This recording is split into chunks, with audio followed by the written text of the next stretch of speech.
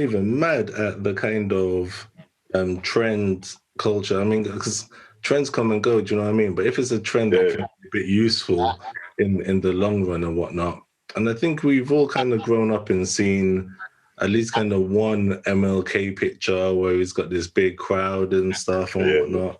I think, especially for certain groups of people, I think there's a lot of nostalgia there. You know, we've never really had that kind of a movement that collectively has brought people together in that regard. I'd say the next largest kind of protest groups I've seen would be the Brexit protests, for and against, whatever. We're somehow out of Europe. It doesn't even seem like, nothing seems too different right now, Corona life. Before that one, the Iraq War, which again, that had like thousands and thousands of people. But again, we seem to kind of almost kind of hit a blockage where it's almost like it brings the democracy into question a bit. Something like the Iraq War, for example, it seemed the protests against it were en masse against it, yet there was absolutely nothing like governmentally. I was wondering, Love, do you feel like governments respond to protests? And I'm going to put this in the context of peaceful protests. Do you think governments respond to peaceful protests? No, I don't think so, because here's the... You're not... sorry. I was going to say, let him go first. Honestly, I don't think the governments respond to protests per se, because from like stories I've heard, videos I've been watching almost all my life, I haven't really seen that much progress. Yeah, the BLM kind of worked because of, I think, like the whole George Floyd thing, at least right now, you know, from what I hear, I don't know what happened to the guys that did that, the officers, but I heard that at some point they went into like, you know, prison or wherever, but I haven't really followed up the story. But the fact that right now people are taking it a bit more seriously, his family was compensated, you know, I mean, that can bring him back, but I feel there is progress. I don't know if I would say it's the government actually bringing up progress, but the fact that, you know, like people are pushing, taking it a bit more seriously now, and it's getting better. You know, it's not the best yet, but I would say it's a lot better than, you know, how it used to be. Yeah, and I think just collectively as a nation, I think it felt good for me to see that kind of, speaking about the BLM one now, that cultural mix, where I think it's kind of what separated a lot of the bigger issues, like say in America, which we kind of saw. I don't even know if you're calling that a protest, but wherever that was, when they ran into the Capitol building, the separation there from us in America was in as much as there was like a mixed group of people that had opposing views. To be honest, I don't even know how like Black Lives Matter is such a divisive issue anyway. You know, if it was like Black Lives Are Special or something kind of protest, like fair enough or something like that. But if it's just at the stage of like matter, there's not really a lower level than matter, I don't think, other than doesn't matter. I can't think of it in between there. But in the States, we saw like the Reds versus the Blues in terms of Democrats and Republicans was like so divided that they completely stopped interacting. Jordan, do you feel like protests can end up causing more division in a similar way?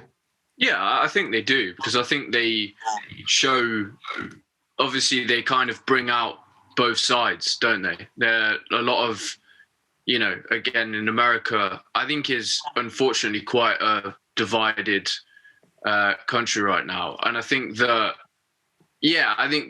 obviously Donald Trump kind of harnessed dividing people a little bit to kind of rise to power and sort of be able to do what he wants to do. And so, yeah, I think that protests kind of are the tool that I think a lot of people use to divide people, bring up an issue and kind of get two sides fighting over it. So yeah, I believe that they are quite important, and I think people use them quite differently. And yeah, I think they divide people, which is a shame, I think, because I think it should be a conversation rather than a almost like a gang war with the police sort of involved. But yeah, fair.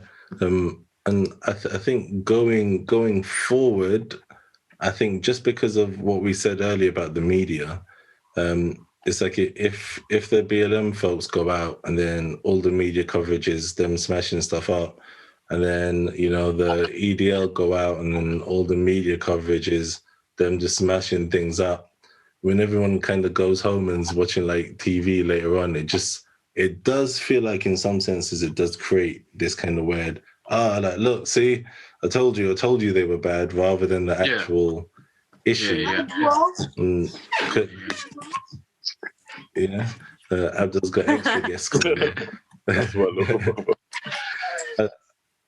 I just wonder how much grace we should apply to these movements. I think we all know if you get 100 people and you put them in one place, you're going to have at least one clown that's crept in that group. Once you're into like the thousands and the tens of thousands, it's like anything can happen.